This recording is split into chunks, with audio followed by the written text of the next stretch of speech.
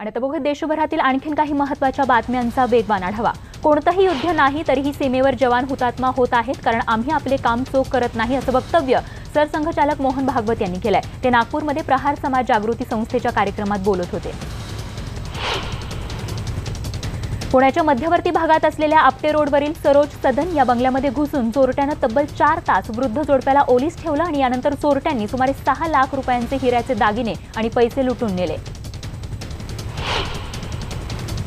गिरीश बापट यांच्यावर हायकोर्टाच्या औरंगाबाद खंडपीठाने ताशेरे ओढत त्यांनी मंत्रिपदाचा गैरवापर केल्याचा ठपका ठेवला आहे। बीडमधल्या एका स्वस्त धान्य दुकानदाराचा परवाना रद्द झाला होता, त्याला संधी देऊन पुन्हा परवाना दिला गेला आणि त्यांच्यावर आरोप तहसीलदार जिल्हाधिकारी विभागीय दुकानाचं लायसन्स रद्द केलं आहे आणि या संदर्भात आता हायकोर्टाने गिरीश बापटांना फटकारलंय। पुण्यामध्ये एकापाठोपाठ एक होणाऱ्या हत्येच्या घटनेनं खळबळ उडाली आहे। मागच्या 6 दिवसात पुणे शहरात 8 खून झालेत। लष्कर भागात काल मध्यरात्री देखील खुनाची घटना घडली आहे। नालासोपारा इथे एका 13 वर्षीय मुलानं आत्महत्या केल्याची खळबळजनक घटना घडली आहे। हैजप्पा नागोरी असं या मुलाचं नाव असून तो नालासोपारा इथल्या रश्मी रेसिडेन्सीमध्ये राहत होता। इमारतीच्या गार्डनमधल्या झोपाळ्याला गळफास घेऊन या मुलानं आपलं आयुष्य संपवलंय। नाशिक पुणे महामार्गावर संगमनेरजवळ सकाळी भीषण अपघात झाला। स्विफ्ट कारला मागून एका ट्रकनं जोरदार धडक दिली। या अपघातात दोघांचा मृत्यू झाला तर 4 जण जखमी झालेत। 33 वर्षीय भूषण बाळेकर आणि 14 वर्षीय आयनचा जागीच मृत्यू झालाय। कल्याणमध्ये वाहतूक कोंडीनं केडीएमटी चालकाचा बळी घेतलाय। वसंत शिंगोटे त्यांना भोवळ आली आणि ते गाडीच्या स्टीअरिंगवरच पडले, पण वाहतूक कोंडीमुळे त्यांना रुग्णालयात दाखल करण्यास उशीर झाला। साताऱ्यातील पाटण इथल्या खळबळजनक घटना समोर आली आहे। मोरेगली इथे राहणारा प्रकाश यादव याच्या घरामध्ये जवळपास 55 बंदुकांचा शस्त्रसाठा सापडलाय। प्रकाश यादव याच्याकडे ही शस्त्र विक्रीचा परवाना आहे, मात्र त्यानं ही शस्त्र अधिकृत परवाना दुकानात न ठेवता आपल्या घरी आणली होती। पिंपरी परिसरात हजारो लिटर पाण्याचा अपव्यय झाल्याचा प्रकार उघडकीस आलाय। फुगेवाडी चौकातील मुख्य पाईपलाईन लिकेज झाल्यामुळे 2 दिवसांपासून पाण्याची नासाडी या ठिकाणी सुरू आहे। अलिबाग तालुक्यातील खारेपाट विभागातील नापीक झालेल्या शेतजमिनींचं सर्वेक्षण करा या मागणीसाठी श्रमिक मुक्ती दलाच्या वतीनं जिल्हाधिकारी कार्यालयासमोर गुरुवारी उपोषण करण्यात आलं। खारेपाट विभागातील महिला आणि पुरुष शेतकरी या आंदोलनात सहभागी झाले। संरक्षक बंधारे न बांधल्यामुळे शेतीमध्ये खारं पाणी शिरून जमीन नापीक झाल्याची तक्रार या लोकांनी केली आहे। शेतकरी, कामगार, मजूर, नोकरदार, व्यापारी आणि जनता सगळेच जण भाजपला कंटाळले असल्याची टीका राष्ट्रवादीच्या नेत्यांनी केली। राष्ट्रवादीची परिवर्तन यात्रा मनमाडमध्ये आली असता हे नेते बोलत होते। या सभेला अजित पवार, छगन भुजबळ, जितेंद्र आव्हाड आदी नेते उपस्थित होते।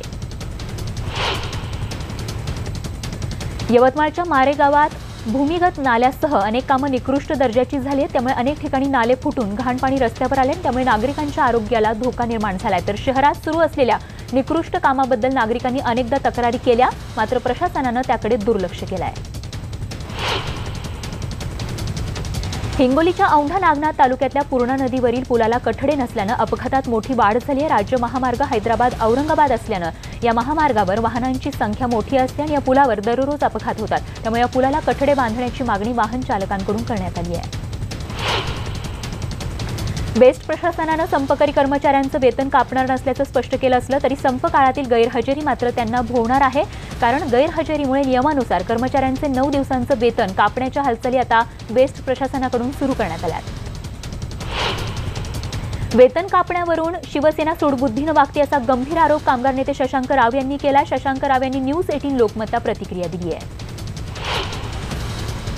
शिवसेना नेते अनिल परब यांनी शशांक राव यांच्यावर हल्लाबोल केलाय। जनतेला 9 दिवस वेठीस धरून काय मिळाला असा सवाल अनिल परब यांनी केलाय। बेस्टचा प्रवास करणाऱ्या प्रवाशांच्या पासाचे या संपामुळे 9 दिवस वाया गेलेत, मात्र त्याची भरपाई म्हणून आता प्रवाशांना पासमध्ये 9 दिवसांचा कालावधी वाढवून मिळणार आहे। राज्यात पुन्हा डान्स बार सुरू होण्याचा मार्ग आता मोकळा झालाय। सुप्रीम कोर्टानं सुनावणी करताना राज्य सरकारनं घातलेल्या अनेक अटी रद्द केल्या आहेत। डान्स बारवर राज्य सरकारनं 2005 साली बंदी घातली होती।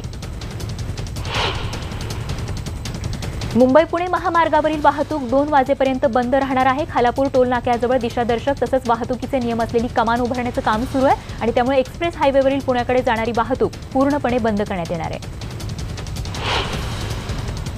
अमरावतीतल्या बडनेरा मार्गावर राष्ट्रीय स्वयंसेवक संघाचं विदर्भ प्रांत प्रवासी कार्यकर्ता शिबिर आजपासून सुरू झालंय। ते 20 जानेवारीपर्यंत या ठिकाणी असणार आहे। कल्याण अहमदनगर महामार्गावर असणाऱ्या गायमुखवाडी गावाजवळ नगरच्या डॉन बॉस्को स्कूल बसचा आणि पिकअपचा या ठिकाणी समोरासमोर धडक होऊन अपघात झालाय। या अपघातात पिकअपमधील वाहन चालक त्याचबरोबर बसमधील चालकासह एक जण अशा तिघांचा या ठिकाणी मृत्यू झालाय। मुंबई लोकलच्या 3ही मार्गावर झालेल्या अपघातात गेल्या 4 दिवसांमध्ये एकूण 27 जणांचा मृत्यू झाल्याची धक्कादायक माहिती समोर आली आहे। 3 महिन्यांच्या प्रतीक्षेनंतर अखेर मुलुंड डम्पिंग ग्राउंड बंद करण्यात महापालिकेला यश आलंय। मुंबई छत्रपती शिवाजी टर्मिनसच्या नूतनीकरणाचं काम वेगाने सुरू आहे। राजस्थानी कामगारांकडून या ऐतिहासिक वास्तूला नवी झळाळी देण्यात येतेय। एसआरएनुसार एका कुटुंबातील एकालाच आणि एका पात्र झोपडीसाठी एकालाच मोफत घराचा लाभ मिळावा या हेतूनं मुंबई विकास नियंत्रण नियमावलीतील निकष निश्चित करण्यात आलाय। जानेवारीच्या 2 आठवड्यांमध्ये वाढलेल्या थंडीमुळे स्वाईन फ्लूचे विषाणू सक्रिय झाले, त्यामुळे पुण्यासह शिर्डीतील 3घांचा खासगी रुग्णालयात स्वाईन फ्लूमुळे मृत्यू झालाय। पंतप्रधान नरेंद्र मोदींच्या गुजरात दौऱ्यात एसटी प्रशासनानं मुंबई, ठाणे, पालघर, नाशिक आणि धुळे विभागातून एसटी बसेस उपलब्ध करून दिल्या आहेत, त्यामुळे महाराष्ट्रातील एसटी प्रवाशांची कोंडी होण्याची शक्यता आहे। ठाणे कळवा दरम्यान खाडी पुलाची 36 महिन्यांची मुदत संपल्यानंतर देखील या पुलाचं काम अपूर्ण अवस्थेतच आहे आणि त्यामुळे होणाऱ्या वाहतूक कोंडीमुळे इथल्या नागरिकांना मनस्ताप सहन करावा लागतोय। ठाण्यातील बहुतेक रस्त्यांवरील ही नियमनिर्देशक चिन्ह पुसट झाली आहेत। जिथे या चिन्हांसह सिग्नल आणि वाहतूक पोलीस आहेत तिथे देखील नियम धाब्यावर बसवले जात असल्यानं वाहतूक कोंडीला आमंत्रण मिळत आहे। फ्लेमिंगो पक्षी ठाणे पूर्वेतील कोपरी मीठ बंदर खाडीकिनारी अधिक काळ विसावा घेऊ लागलेले आहेत। कल्याण डोंबिवलीतील ध्वनी वायू प्रदूषण धोकादायक पातळीवर पोहोचलंय। वाहतूक कोंडी यामागचं सर्वात महत्त्वाचं कारण असून पालिकेनं व्यापक सर्वेक्षण करावं असा अहवाल कल्याणमधील स्कायलॅब अॅनालिटिकल लॅबोरेटरीनं महापालिका प्रशासनाला दिलाय। वसईमध्ये एका भरधाव वेगानं जाणाऱ्या टेम्पोनं स्कूटीला धडक दिली। या भीषण अपघातात सुदैवानं महिला बचावली। या अपघाताची दृश्य सीसीटीव्हीत कैद झाली आहेत। नालासोपारा इथे एका 13 वर्षीय मुलानं आत्महत्या केल्याची खळबळजनक घटना घडली आहे। या मुलानं आपल्या आत्महत्येची संपूर्ण योजना बनवली होती। पेट्रोल आणि डिझेलच्या किमतीत वाढ झाली। पेट्रोलच्या किमतीत प्रति लिटर 7 पैसे तर डिझेलच्या किमतीत 20 पैशांनी वाढ झाली आहे। शहरातील संपूर्ण आरोग्य सेवा मोफत करण्याचा निर्णय वसई विरार शहर महानगरपालिकेनं घेतलाय। अवैध शस्त्रसाठा बाळगल्याप्रकरणी भाजप उपाध्यक्ष धनंजय कुलकर्णींची चौकशी करण्यासाठी त्याला पोलीस कोठडी मिळावी या अर्जावर उद्या शनिवारी सुनावणी होणार आहे। जलद आणि सुरक्षित प्रवासासाठी निर्माण झालेल्या पुणे मुंबई द्रुतगती महामार्गावरील प्रवास आता धोकादायक ठरू शकतो, कारण या मार्गावरील 8000 पॅनल खराब झाल्याचं सर्वेक्षणात समोर आलंय आणि त्याची दुरवस्था वाढली, त्यामुळे निश्चितच या ठिकाणचा प्रवास करणं आता धोकादायक ठरू शकतो। बालेवाडी पुणे येथे खेलो इंडिया खेलो या संकल्पनेअंतर्गत मंगळवारी झालेल्या राष्ट्रीय पिस्तूल शूटिंग स्पर्धेत डोंबिवलीच्या शर्वरी जितेंद्र भोईर हिनं ब्रांझ पदकाची कमाई केली आहे। नव्या नियमानुसार केबल व्यवस्थेत करण्यात आलेल्या आमूलाग्र बदलांची माहिती ग्राहकांना द्यावी आणि त्यांच्याकडून त्यांना हव्या त्या वाहिन्यांचा अर्ज भरून घ्यावा असे आदेश ट्रायनं केबल सेवा पुरवणाऱ्या कंपन्या आणि केबल चालकांना दिले। आता राज्याच्या 7 शहरांमधून नव्या विमानसेवा सुरू होणार आहेत आणि विशेष म्हणजे बहुतांश विमानसेवा या नाशिकमधून सुरू होणार आहेत। बेंगळुरूमध्ये एका महिलेला प्रवासादरम्यान पाळी आली तेव्हा तिच्या मित्रानं रेल्वेला एक ट्विट केलं, त्यावर रेल्वे प्रशासनानं दखल घेत तिला सॅनिटरी नॅपकिन आणि औषधांची सोय करून दिली आहे। वन विभागाच्या 3 कार्यक्रमांची दखल लिम्का बुकनं घेतली आहे। लिम्का बुकनं ऑफ रेकॉर्डनं त्यांच्या या कामावर उत्कृष्टतेची मोहर उमटवली आहे। थकीत वीज बिलांचा भरणा न करणाऱ्या औरंगाबाद परिमंडळातील जवळपास 3000 ग्राहकांचा वीज पुरवठा थकबाकीपोटी खंडित करण्यात आला आहे। ताडोबा अंधारी व्याघ्र प्रकल्पांमध्ये व्हीआयपी कोट्यातून पर्यटकांना प्रवेश देण्याकरता नियमावली तयार करण्यात आली आहे। या नियमावलीवर शिक्कामोर्तब करत ताडोबामध्ये व्हीआयपी कोट्याचा गैरवापर होत असल्याचा दावा करणारी याचिका निकाली काढली आहे। वेळी अवेळी धावणाऱ्या गाड्यांमुळे त्रासलेल्या प्रवाशांना आता गाड्यांची सर्व माहिती अचूक मिळण्याचा मार्ग मोकळा झालाय, कारण भारतीय रेल्वेनं गाड्यांच्या इंजिनला इस्रोच्या उपग्रहाशी जोडलाय। मुंबईमध्ये झालेल्या रेल्वे सल्लागार समितीच्या बैठकीत विविध मुद्द्यांवर भर टाकण्यात आला। यावेळी मध्य रेल्वेवर लवकरच एसी लोकल केंद्रस्थानी ठेवत रेल्वे प्रवाशांना आधुनिक सेवा सुविधा पुरवण्यावर भर देण्यात आला। मुंबईमध्ये दिवाळी, गोकुळाष्टमी, गणेशोत्सव इत्यादी सणांच्या काळात ध्वनी प्रदूषण कमी झालंय, पण वाहतूक आणि रेल्वेमुळे ध्वनी प्रदूषणाची पातळी उच्च राहिल्याचं आता समोर आलंय। नवी मुंबई महापालिकेच्या सर्वसाधारण सभेमध्ये तब्बल 526 कोटींचे प्रस्ताव मंजुरीसाठी मांडण्यात येणार आहेत। यामध्ये सायन्स पार्कसह विविध योजनांच्या प्रस्तावांचा समावेश आहे। पनवेल महापालिकेच्या आस्थापनेनंतर पहिल्या 6 महिन्यात मालमत्ता कराचा प्रस्ताव तयार करणं अपेक्षित होतं, मात्र 2 वर्ष उलटल्यानंतर हा प्रस्ताव महासभेत पटलावर आला असून मालमत्तांना 32% कर लावण्यात येणार असल्याची माहिती आयुक्त गणेश देशमुख यांनी दिली आहे। नागपूर शहरातील संत्रा मार्केट इथल्या 6 पदरी केबल स्टेड रेल्वे उड्डाणपुलाच्या टप्पा 2चं लोकार्पण आज करण्यात येणार आहे। तर आजपासून उपराजधानीत ऑरेंज फेस्टिव्हलला सुरुवात होते। या 4 दिवसीय महोत्सवाअंतर्गत रेशीमबाग मैदानावर अनेक सांस्कृतिक कार्यक्रमांची रेलचेल बघायला मिळणार आहे। नागपूर रेल्वे स्थानकावरील स्टॉल्सवाल्यांकडून प्रवाशांची चांगलीच लूट होत आहे, त्यामुळे प्रवाशांकडून अधिक पैसे घेऊन त्यांना खाद्यपदार्थांची विक्री करणाऱ्यांवर कारवाई करण्याची मागणी होती आहे। औरंगाबादची स्मार्ट बस शिवसेना प्रमुख बाळासाहेब ठाकरे यांच्या जयंतीदिनी 23 तारखेला शहरात धावणार आहे। 28 पैकी 24 सिटी बस या 14 मार्गावरून धावणार आहेत।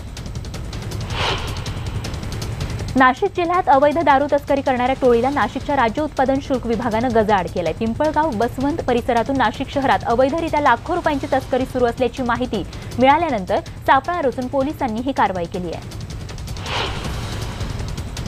करवीर निवासिनी अंबाबाईच्या दर्शनासाठी येणाऱ्या भाविकांसाठी आजपासून पश्चिम महाराष्ट्र देवस्थान व्यवस्थापन समितीच्या वतीनं या ठिकाणी मोफत चहाची सोय करण्यात आली आहे। त्यामुळे दररोज दुपारी 4 ते सायंकाळी 6 या वेळेत भक्तांना या ठिकाणी चहा मिळणार आहे। शनिवारी मुंबई महापालिकेच्या माध्यमातून tender roots academy of performing arts आणि banyan tree Mumbai green Raga या कार्यक्रमाचं आयोजन करण्यात येणार आहे। पुण्यामध्ये सुरू असलेल्या खेलो इंडियात खो-खोमध्ये 17 आणि 21 वर्षांखालील मुले आणि मुलींनी 4ही विभागात सुवर्णपदक पटकावलंय। विजेत्या संघांना प्रत्येकी 1 लाख तर उपविजेत्या संघाला 50,000चं बक्षीस मिळणार आहे। ब्रेकनंतर स्पीड न्यूजमध्ये आपल्या सगळ्यांचं पुन्हा एकदा स्वागत आणि आता बघूया देशविदेशातील आणखी काही महत्त्वाच्या बातम्या थोडक्यात। लष्करातील जेवणाच्या दर्जावर प्रश्नचिन्ह उपस्थित करणारे जवान तेज बहादूर यादव यांच्या मुलाचा संशयास्पद मृत्यू झालाय। 22 वर्षीय रोहित यादवचा मृतदेह रेवाडीच्या शांती विहार परिसरातील घरात आढळून आलाय। लडाखच्या खारदुंगला भागात हिमवादळ आलं। या हिमवादळात बर्फाखाली 10 जण दबले गेल्याची शक्यता वर्तवली जाते। उणे 28 डिग्री तापमानात बचाव कार्य करणंही या ठिकाणी अवघड बनलंय। दिल्लीमध्ये दाट धुक्यामुळे जनजीवन विस्कळीत झालं होतं। धुक्यामुळे काही अंतरावरील दिसणं देखील अवघड बनल्यानं त्याचा परिणाम वाहतुकीवर झाल्याचं बघायला मिळालं। जम्मू काश्मीरमध्ये तुफान बर्फवृष्टी सुरू आहे। या बर्फवृष्टीमुळे वन्यजीवांचे चाऱ्याविना मोठे हाल होत आहेत आणि यासाठी वन विभागाकडून जंगलाच्या विविध भागात चारा ठेवण्यात येतोय। काश्मीरच्या पहलगाम इथे बर्फवृष्टीचा आनंद लुटण्यासाठी पर्यटक येत आहेत। सर्वत्र बर्फाची पांढरी चादर पसरलेली असून या बर्फवृष्टीचा आनंद लुटताना पर्यटक बघायला मिळत आहेत। मध्य प्रदेशच्या इंदूरमध्ये एका पिकअप व्हॅननं 20 जणांना चिरडलंय। चालकाचं नियंत्रण सुटल्यानं हा टेम्पो एका मिरवणुकीत शिरला। या अपघातात काही जण जखमी झाले। हिमाचल प्रदेशच्या रामपूर इथे धुमाकूळ घालणाऱ्या एका बिबट्याला वन विभागानं जेरबंद केलंय। वन विभागानं लावलेल्या पिंजऱ्यात हा बिबट्या अडकला। आता या बिबट्याची रवानगी शिमला इथल्या जंगलात करण्यात येणार आहे। गुजरातच्या सुरत इथे 294 जोडप्यांचा सामुदायिक विवाह सोहळा मोठ्या उत्साहात संपन्न झाला। अनावश्यक खर्चाला फाटा देत साधेपणानं करण्यात आलेल्या या विवाह सोहळ्याला गुजरातच्या मंत्र्यांनी देखील आपली उपस्थिती लावली। फ्रान्समधल्या लायन विद्यापीठाच्या वरच्या मजल्याला भीषण आग लागली। या आगीदरम्यान अचानक टेरेसवर आगीचा भडका उडून स्फोट झाला। या आगीत विद्यापीठाच्या इमारतीचं मोठं नुकसान झालंय। अमेरिकेच्या टेक्सास भागात बँकेत लूट करून पळणाऱ्या दरोडेखोरांच्या पोलिसांनी चित्तथरारक पाठलाग करून मुसक्या आवळल्यात। बँकेत लूट करून पळणाऱ्या 3घांना पोलिसांनी अटक केली आहे। बातमी ऑस्ट्रेलियामधून। ऑस्ट्रेलियात होत असलेल्या तुफान बर्फवृष्टीमुळे कॅथलिक चर्चच्या नन या ठिकाणी अडकून पडल्या होत्या। प्रशासनानं बर्फाचे थर बाजूला करून जवळपास 30 ननची या ठिकाणी सुटका केली आहे।